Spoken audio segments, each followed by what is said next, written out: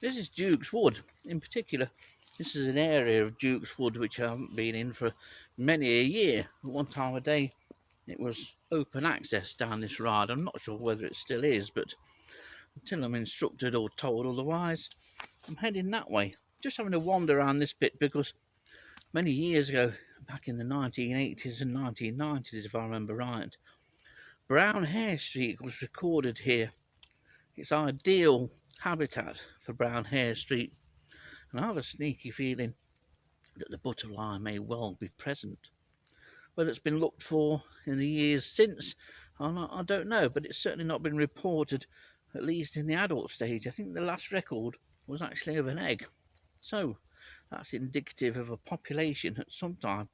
Whether it's still here is probably doubtful, but I have a feeling that Brown Hairstreak is probably at a couple of sites at least in Nottinghamshire.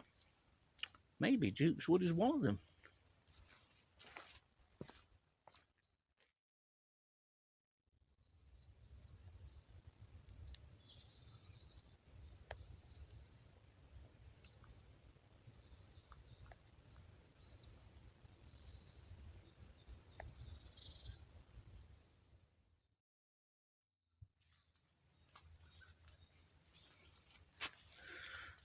Duke's Wood's quite heavily overgrown.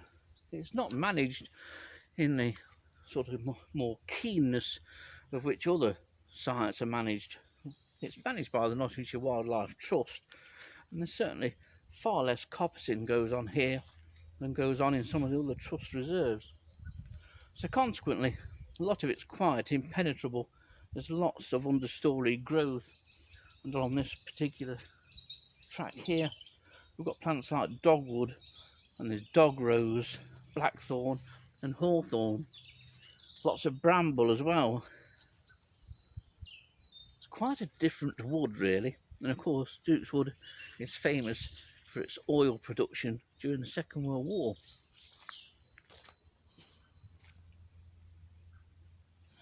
Duke's Wood is a great woodland. It's very damp, and because of that you get lots of mosses of various kinds, but especially this beautiful fern-like moss.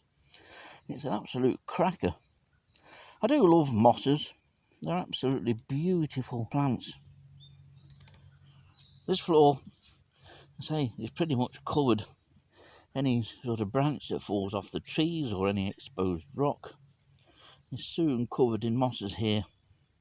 Whole woodland lies on quite a heavy soil, and hence that's why there is so much moss growth here.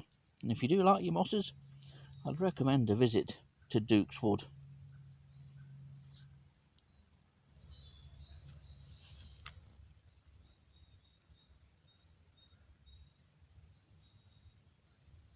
Here's a fine example of an old tree of some kind which was taken down by the looks of it, now covered with two types of moss here. But also, here's a nice sign of spring. The first shoots of this, which is dog's mercury, already starting to come through. Spring's not far away, you know. Now here's a nice view. On a clear day you would be able to make out Lincoln Cathedral, although I can just make it out with naked eye. It's right on the far distant horizon, pretty much where the woodland comes down from left to right, where it ends on the right there, more or less in the centre of the screen. Lincoln Cathedral is just about visible through the haze. There's not a breath of wind again, and generally we're looking north of the Trent Valley here, north of sort of South Muscombe and Newark itself, and Lincoln a number of miles away in the distance. It's actually a good viewpoint here, and surprisingly high. As you can see, the hazel catkins are progressing nicely. I would have thought these, being on a southeastern facing edge of woodland, would have been out, but they're not. But they are coming out now. I'm going to walk down here, down this edge of the woodland, and down between Duke's Wood and Mansey Common. I came to Mansey Common a couple of months before Christmas, and said that I wanted to revisit the site and have a look for brown hairstreak eggs. So here's my opportunity, but I will be looking at any blackthorn stands that are down on this southeastern facing edge of Duke's Wood, and I can see some just further down about 100 yards away in front of me.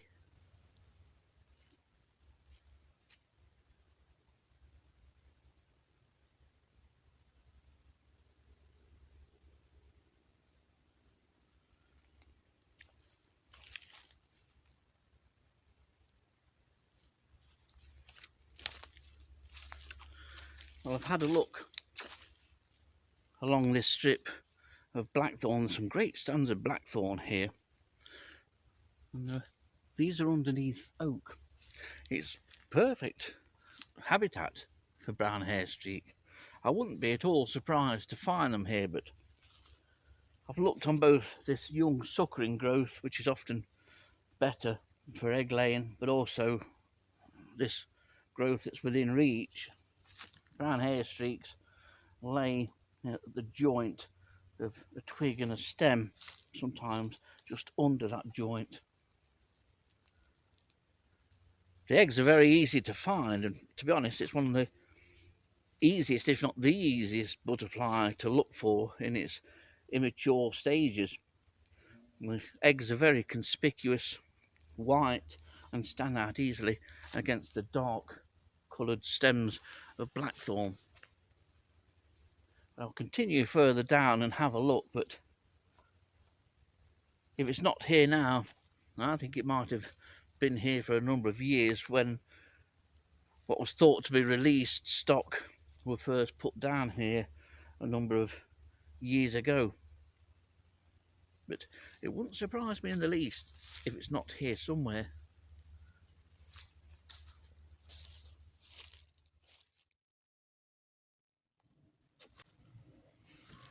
Now, about midway between Duke's Wood and Mansey Common is this old oak tree. It's a dual-stemmed oak tree, and you've got this exposed bit of damaged bark here. The bark does close up over this dead wood, but there's two things that I can show you here, and one is just in here, and this is a honeybee's nest. It's evidenced by scattering of dead workers that have dropped down through the nest. I'm presuming that the actual nest is further up in the tree, but there's no smell of honey. If I was to stand here in a couple of months' time, I'll have got stung several times. The other thing that is here, and is evidence on this tree, are all these holes, and many of these are made by the deathwatch beetle, a quite characteristic and charming little chap. It has an interesting history. Many years ago, in the days of old furniture, quite often that furniture was made and deathwatch beetle larvae were still occupying the timber that made that furniture. And there's been numerous accounts apparently in folklore that people on the deathbed have heard the sound of the male deathwatch beetle. He makes a tapping sound at the entrance to his burrow, and that tapping sound has been likened to the ticking of a clock. And with a person lying on the deathbed near to death, hence the name deathwatch beetle. It's quite a really nice beetle actually, to be honest, and it's not one that Dillis and I ever found a great deal, but it has turned up. We even have a record of one plonking down on the table in the garden. But in Nottinghamshire, it's primarily a beetle of Sherwood Forest. Nice to get a record away from Sherwood Forest here at Duke's Wood.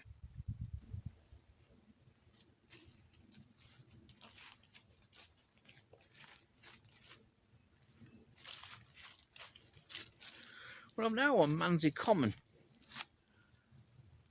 Not how I remember it. I haven't been here though since 1998, the late 1990s, and that was, as you may have seen on the video I did a couple of months before Christmas, and I came to look for nightingale, and there was a nightingale towards that end, towards the western end of Mansey Common.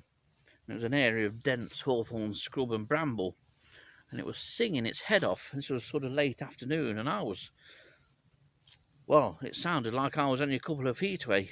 in the bramble with this nightingale. I couldn't see it for love nor money, but the song was absolutely fantastic. Although nightingales don't actually sing a song as such, they don't to me. It's more a collection of notes and squeaks and sounds and bubbles and warbles, but great to hear nonetheless, and how it would be nice to have those days and that bird come back here. But it's a rather strange sight.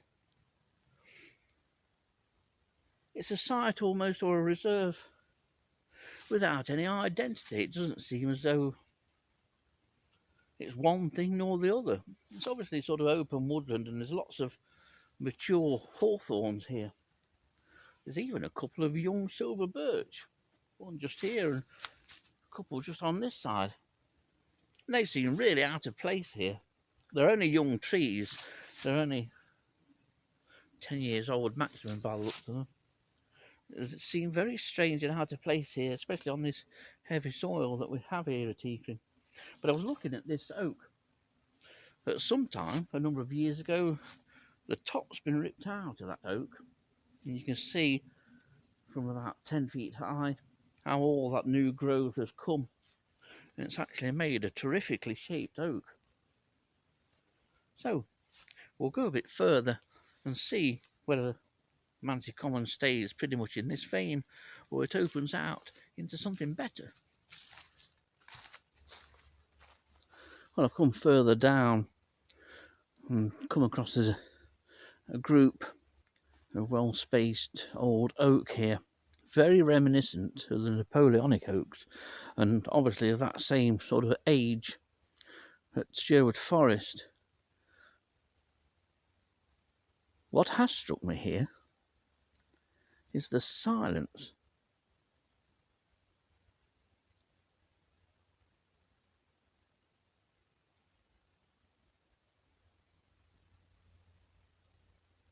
I know there's very little wind, or there's no detectable wind anyway, but this is one of the quietest woodlands that I've ever seen. But I'm also at the junction of what I think is Mansey Common and Redgate Wood.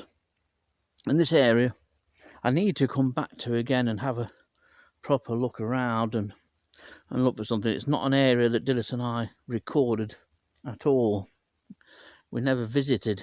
We came to the gates, but never actually came down here. This is all new to me, but it's well worth coming back when the invertebrates are out and the vegetation is higher.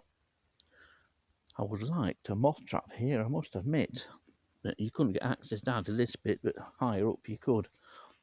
But this has to be one of the quietest woodlands that I've ever been in. So on that note, and after no sign of finding brown hairstreak eggs, I've looked on a lot. Could well be here, but it's probably doubtful. So I will leave you by shutting up and allowing you to hear the sound of this silent woodland.